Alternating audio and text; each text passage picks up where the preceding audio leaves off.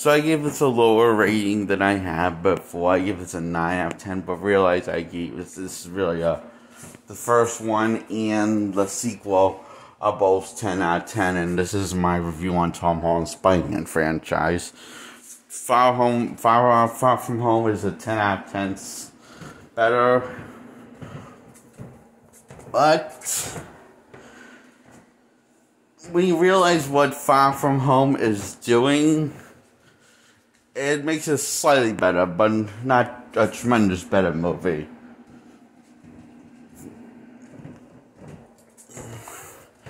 And we can't talk about Far From Home without talking about Endgame and the events that and Infinity without talking about Endgame. And without talking about Spider-Man Homecoming.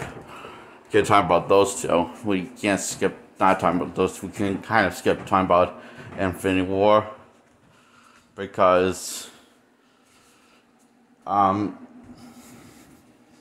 usually watch Endgame without watching Infinity War, because Infinity War was a pretty dumb, mediocre as it gets entertainment film.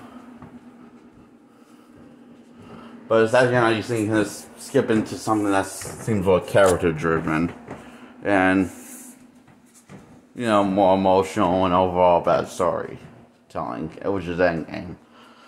So,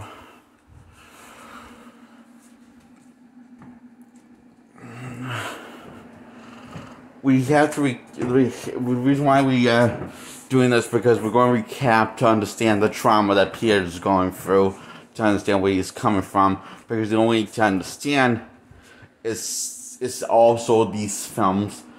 The only way to truly understand where Peter's coming from is not to look at this as a standalone film, but as his past actions and consequence of his job of being of his choice to be the hero. And so Spider's sense isn't working for some reason, and that's kind of is hinted at, but not fully hinted at, but not fully, and not hammered in enough. That is the problem with the film. It's not fully hammered in enough that although maybe that's the saving going to explore that element more in the third one. Why his the reason why his spidey sense not working is probably because his PTSD, his trauma that he had. Well, they're now unsure of being Spider-Man because of the loss of Tony Stark, the loss of another father figure, which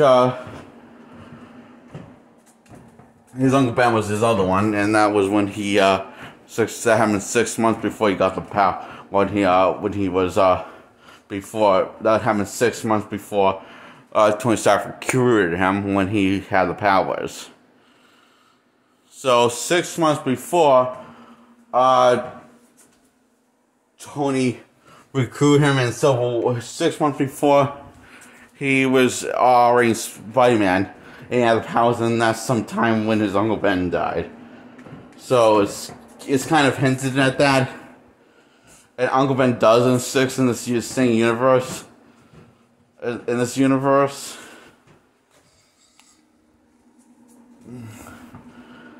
Okay, so Peter's caught in a bit of a slump. He's chancing to get his groove back. Even by then, when he is decides that he needs to be Spider-Man, he doesn't feel like he wants to be. He just feels like he needs to be because his friends are in danger, and the world's in danger, and he needs a suit. So he makes one. Now, I think part of the reason why I liked Spider-Man Homecoming more is because tremendously more at first, because it seems okay. Spider-Man is not just trying to avoid Spider-Man being Spider-Man like we have like kind of several times. Was the first two Raimi films and Spider-Man, Amazing Spider-Man 2 at the end.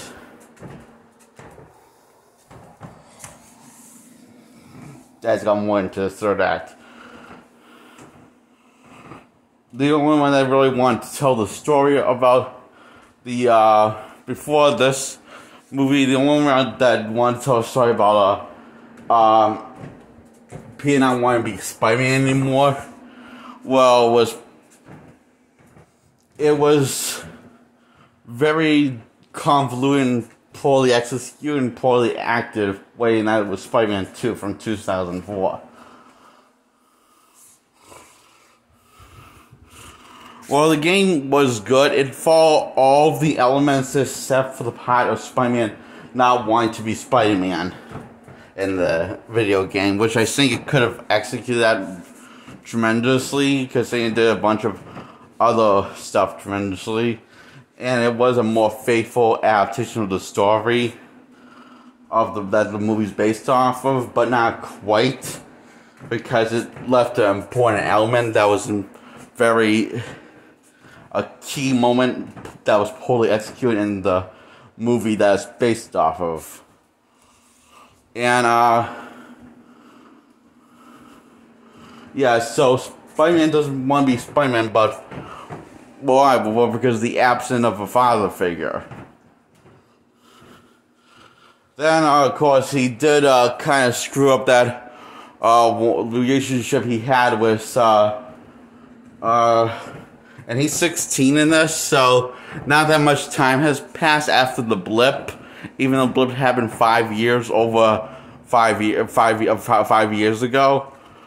In this continuity of, yeah, Peter was part of the blip, as in he got disintegrated into existence. He died, basically, along with other half of all living creatures in the universe. And Peter Parker was one of those, what was left of the Avengers brought those people back with the power of the Infinity Stone. And he reunited with Tony Stark, and Tony Stark hugged him for the first time. That was also kind of teased that Tony Stark was going to hug him in the future. And the first Spider-Man movie, Spider-Man Homecoming, the one that first Tom Holland's movie, standalone film, that was also kind of hinted, it was kind of a little foreshadowed that in the Spider-Man Homecoming, that I guess it kind of flew over my head because it was a little subtle, very subtle. Because I didn't expect that he was actually ever going to hug him on Tony Stark's last day on Earth. Well, those who are unfortunate enough to see Endgame, Tony Stark's last words, "I am Iron Man," while smiling and snapping his fingers to wipe out Thanos' arm was the Infinity, all 5 Infinity Stones. Or, no, all 6 of the Infinity Stones.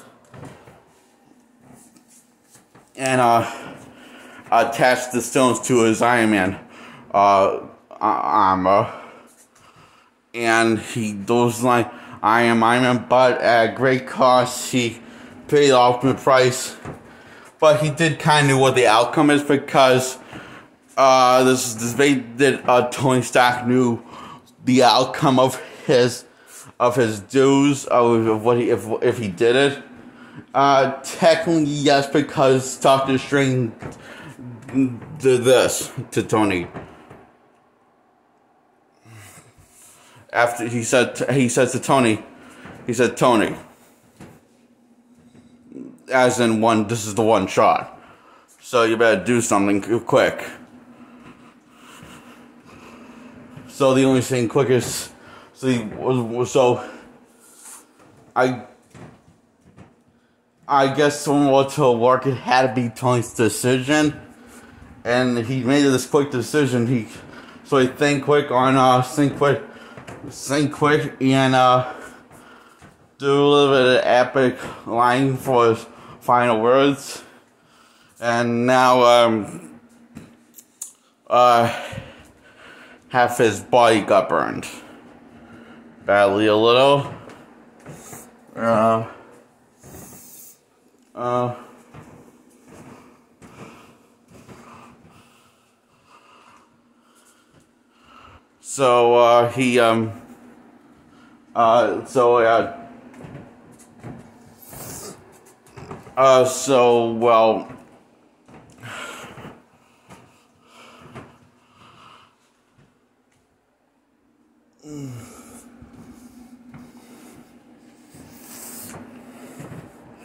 and I feel like people I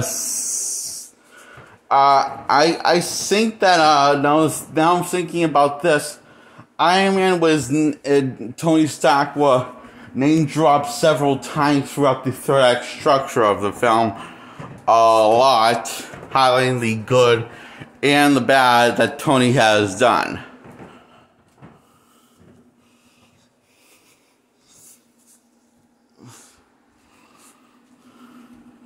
And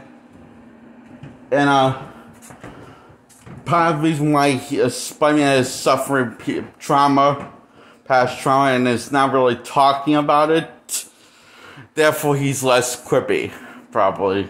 That's why he was also the reason why he's probably less quippy, as in Joker, or like himself.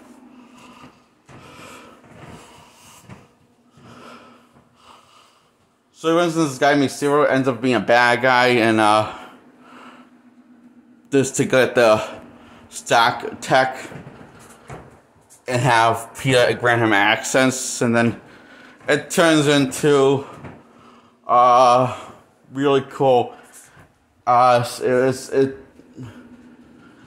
turns into a really good twist, I thought, of Mysterio being bad guy and posing as the hero of the film, and he got Nick Fury fool, who was later not Nick Fury, but just a Skrull in disguise, along with Maria Hill's just a Skrull. So,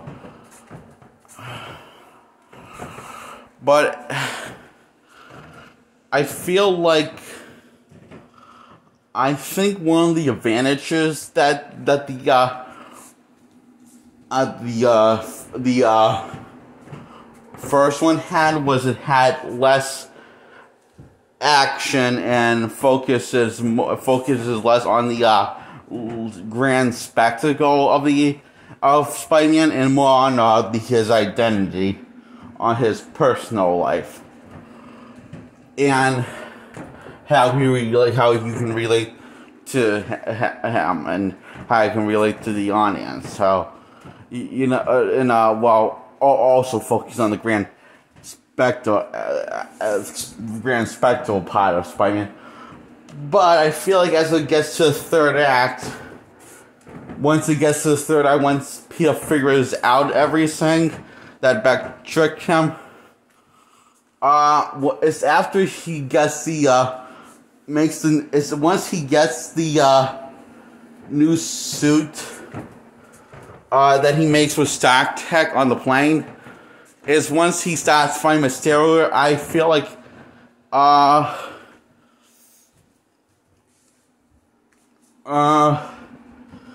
the battle feels more grand spectacle than it does personal.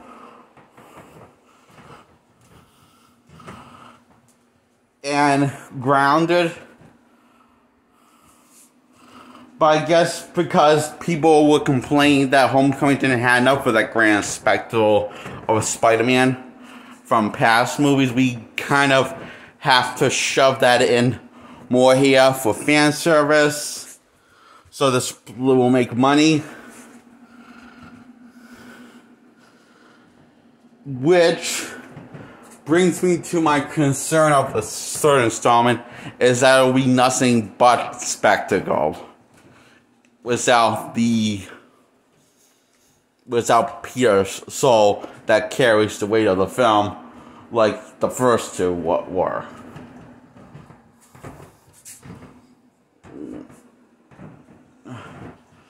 So, Peter, he doesn't really get over his trauma, he just finds distractions for it. He defeats the bad guy, and the bad guy outsmarts him by making a fake video of making Spider-Man look like the villain of the place when he's on his date with MJ, which doesn't stand for Mary Jane in this universe, it stands for something else.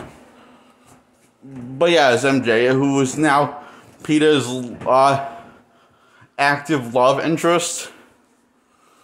And it all comes, not only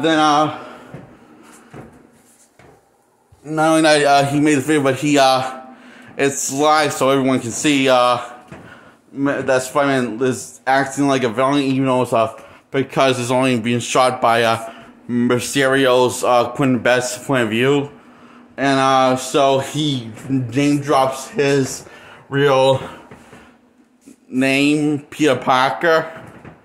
He reveals to the public his secret identity. After Mysterio accidentally kills himself with one of his drones because he was in the way. And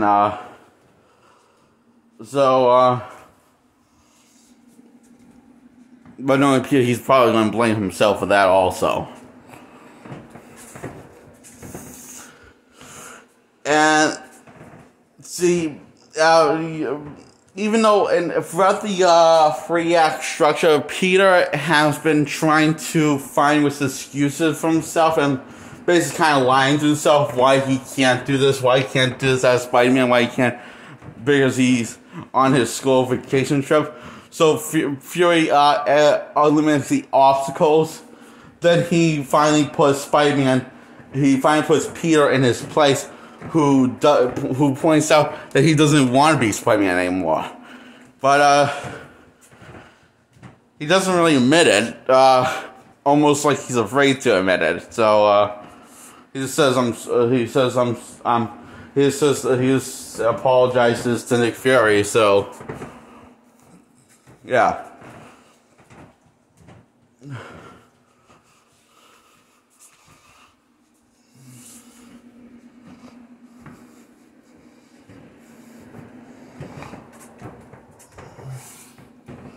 So, in a way, this connects as the most. This does connect to Endgame.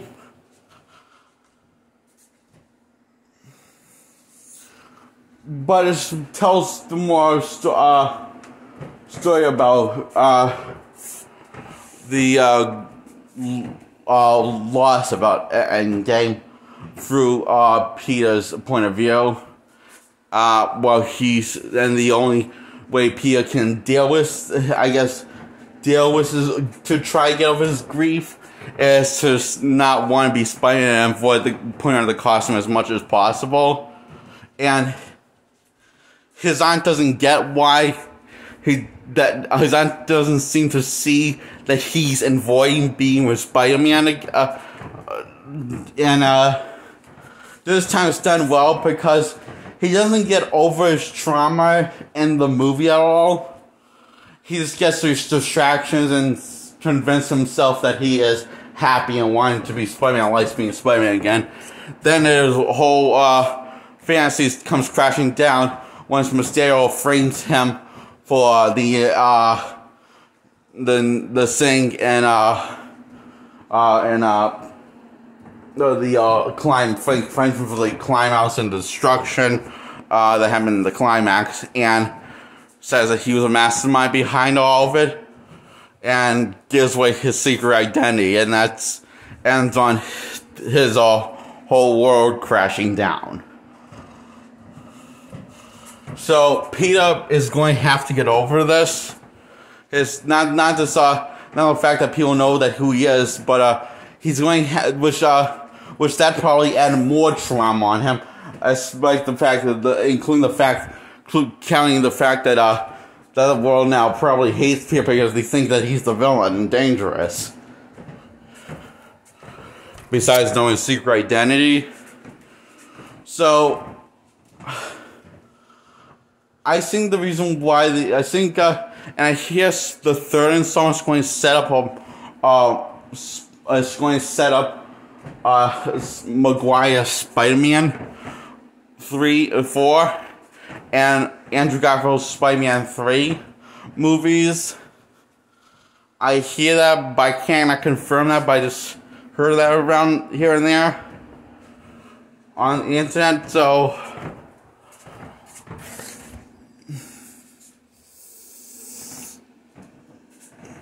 and now this is pure guess, but I never heard anything about making a fourth Tom Holland Spider-Man movie. And this is where I think it's going to happen.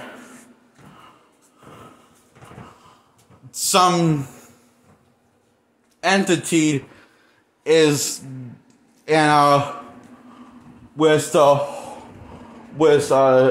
evil entities going, several evil entities going to interfere with Peter life and avoiding being Spider-Man, then realize he needs to put the costume back on again, but he still doesn't want to until which I hear that Andrew Garfield might be reprising the role as Spider-Man along with Maguire reprising his role as Spider-Man. So I'm guessing if that's true, my guess is that instead of having literally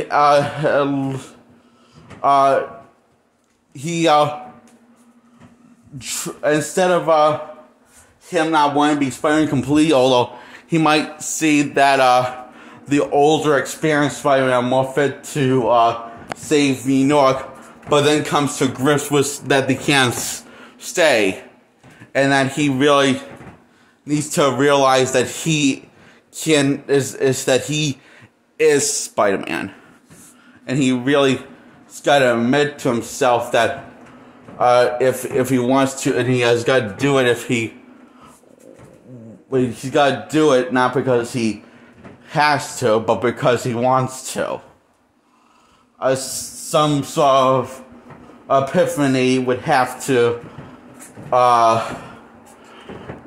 have him come grips with his identity as Spider-Man, from inspiration from the other two when the two are probably outlived and outbeaten and barely holding breath. Tom Holland's Spider-Man decides that he wants to be Spider-Man once again, even if it means that it's his last time. Which, my theory is that he's going to commit a heroic act and start playing the hero in the third installment. If Andrew Garfield and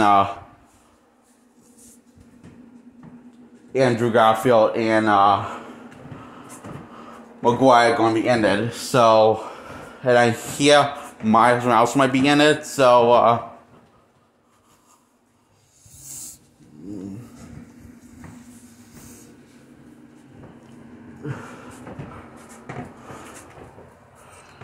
and he might be inspired by the past Spider-Mans because he realized that he's kind of become sort of a limp to put on this suit, and just realize how embarrassing it, just realize how sad it is, and that he's not wanting to be Spider-Man anymore, and when that's clearly his legacy.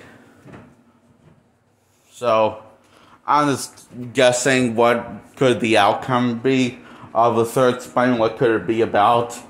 But it's going to be definitely continue of where the cliffhanger of stories of Peter's character left off.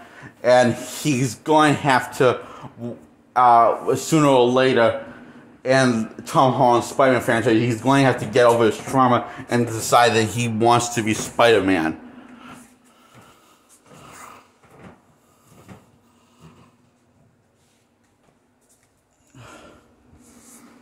And I'm guessing they're going to finish that part of Tom Holland's story in the third one. But that's only a guess. They could have split the third one into 2 movies if they wanted to. Or 3 movies split into 3 movies. I don't know. So yeah, that's my guess.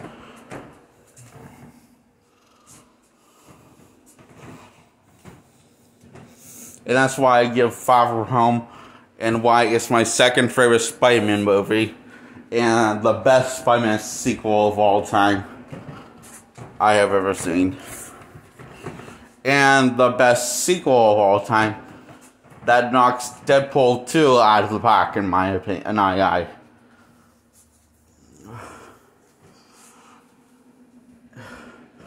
Much like how Spider-Man Homecoming knocked out Deadpool 1 out of the park, the story, once you realize what the story's about and what's going on in Peter's life, and if you can look past the